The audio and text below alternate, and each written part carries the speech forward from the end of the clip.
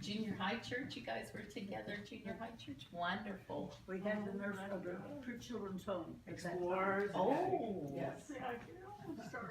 Ruth and I Mom remembers the children's home, she did their hair. Those are the most polite kids. Cheers up, Julie. Okay, so I think when some of you kids were in scouts, our kids were in Yes. scouts together, and we worked together that way. But the main thing is when we went to Wellston, all of us, oh yeah, your dad's place, Uh-huh. we had cookouts and sleepovers, and up to Lincoln. at Lincoln, right. We really had a good time with Ruth and Lauren. Yes. We've been good friends for a long time. So, what's your fondest memory about Mom?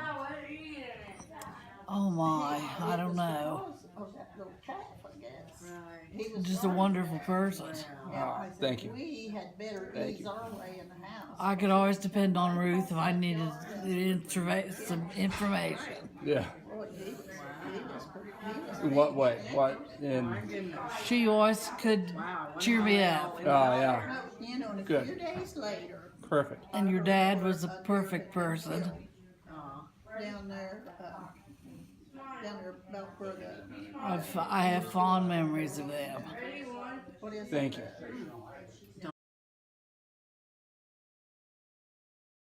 Okay, Susie Cantor. I haven't known your dad and mother as long as the rest of the ladies probably, but I've met them through church, and I've watched your mother at times where she had to keep going when you could tell she didn't feel like it. Mm-hmm. But the one thing I do remember is when our daughter-in-law passed away, Paul and Ruth came to visit, and I remember that. So Thank you.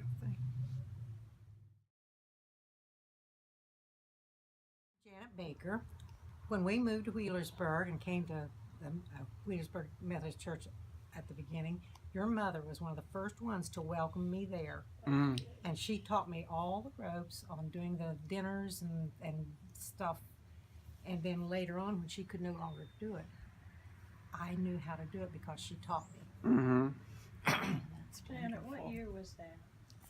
When you 74, 75. Well, Jeff, no, earlier than that. Because Jeff was 5 and he was born in 61, so it'd be 65. 65. But she was a wonderful teacher. Oh, thank you.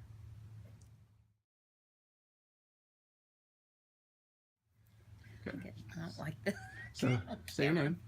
I'm Monica Harlock, and I started out at church meeting your mom and your dad.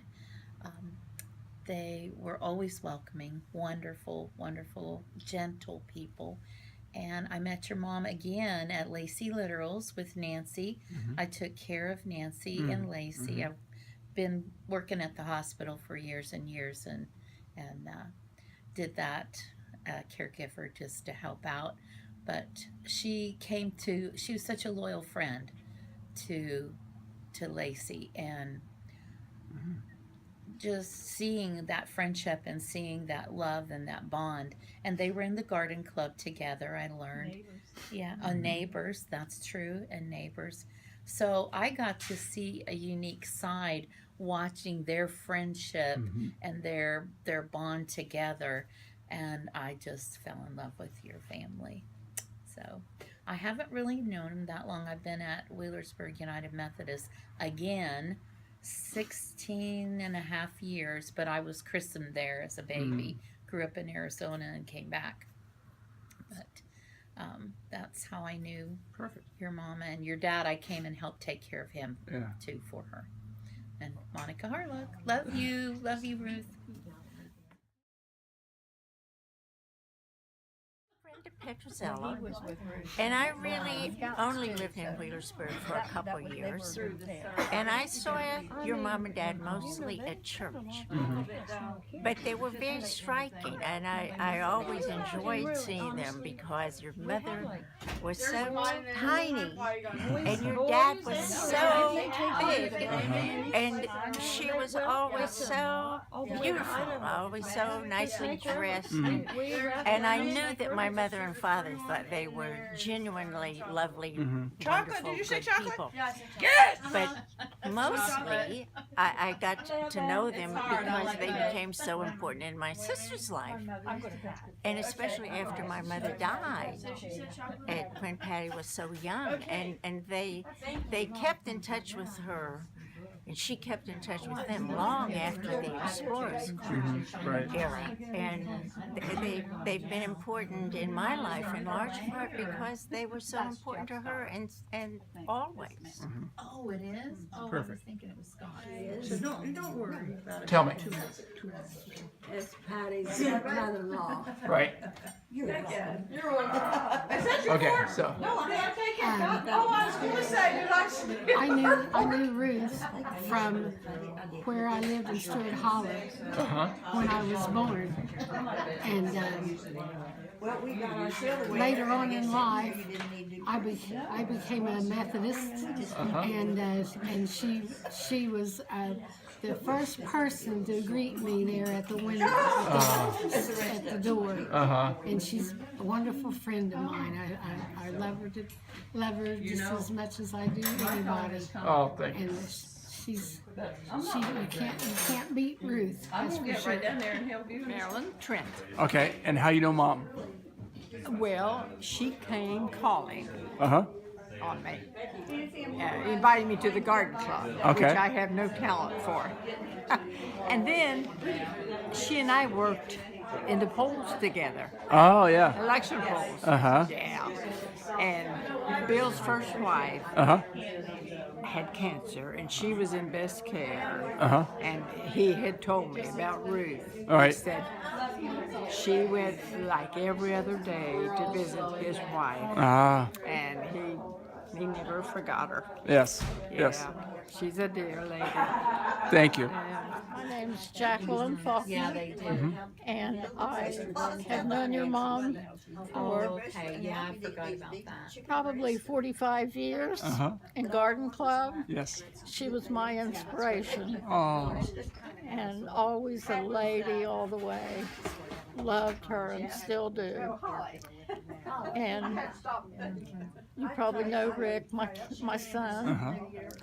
And we've always loved her and your dad. Your dad used to take Rick hunting, and Oh, yeah. one time I was telling your mom he took Rick to Wellston, and Rick got lost.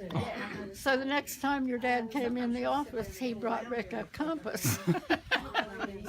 And Rick said, "Are you trying to tell me something?" So your mom and dad were always special to me, very special. Thank you. And I loved her dearly, and I still do. Hustler. Okay.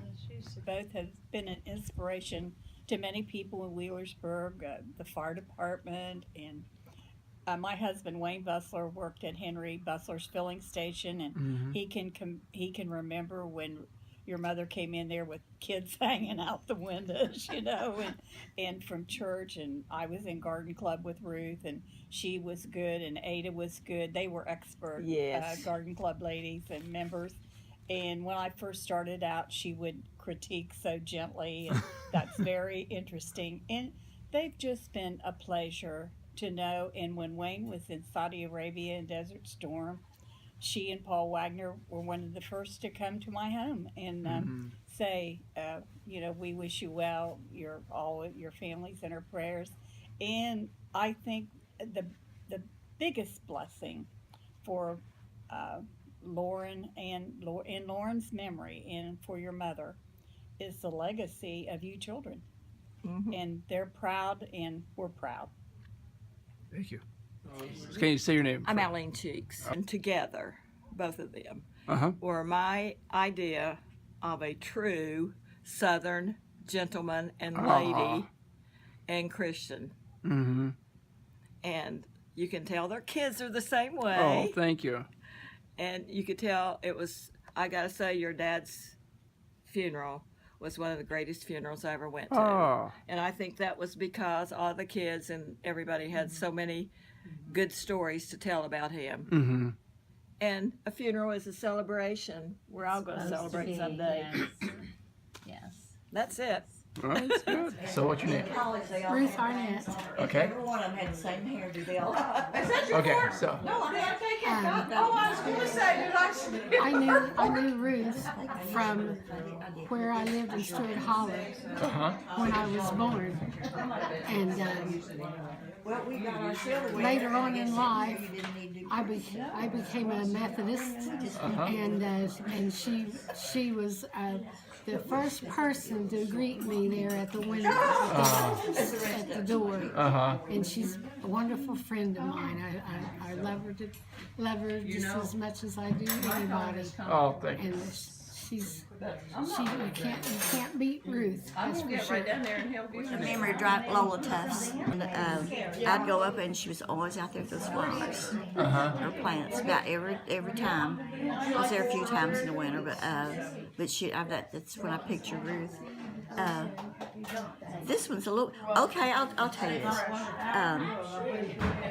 Your youngest brother. Now, are you the youngest boy? No, Scott is. Okay, Scott. Before Scott was born, they had a surprise baby shower, and about everybody that's here today was at me and her. I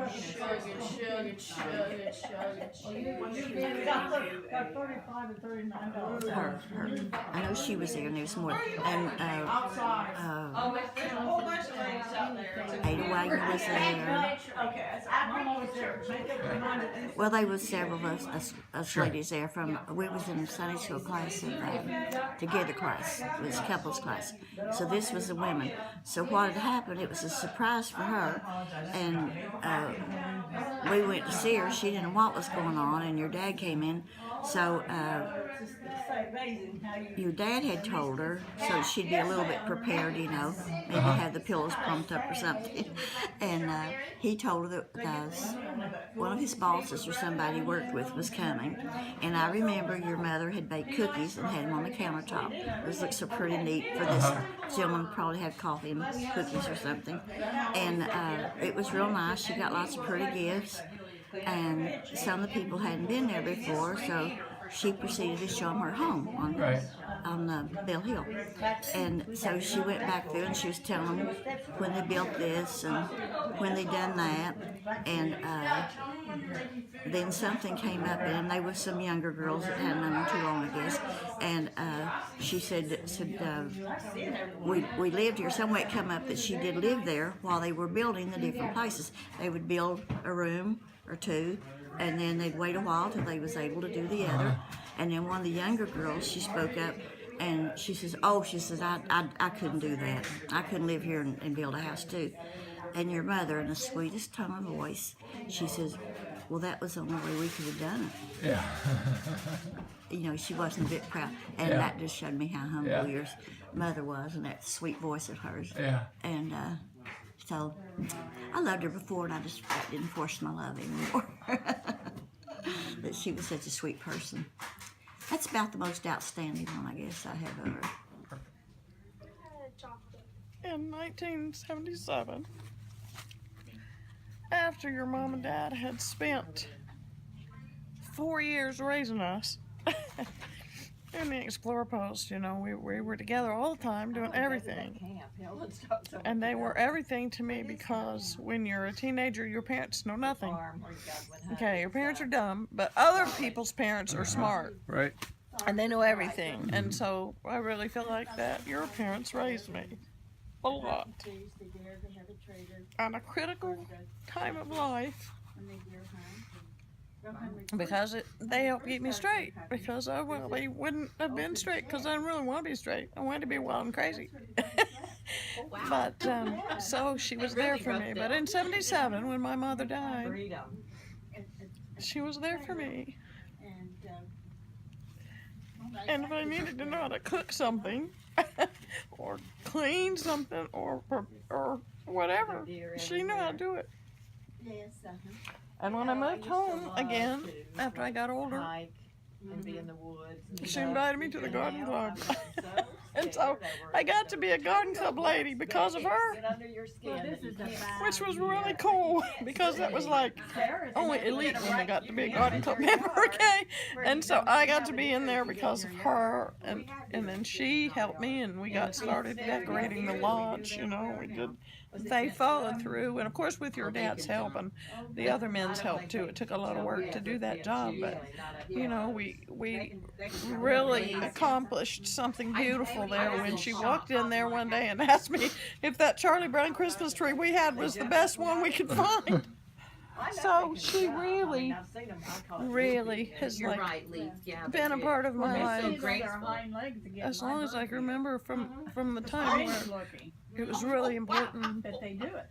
Amazing. And I always call her my dearest old lady friend, but she really has just been like a second mother. Deer corn out. And she's probably come to mean more to me in the last few years than ever, because No, I don't like the ticks either. she's always so happy to see me. And she never fusses if it's too long in between. But whenever I stop, she makes me feel like I am absolutely the queen of the world, because she is so thrilled to see me. And we always have the best visits, and she never fusses about me talking too much or too long. So she's way more than an acquaintance or a friend. She's truly been an integral part of my life and assisted in making me the person that I am.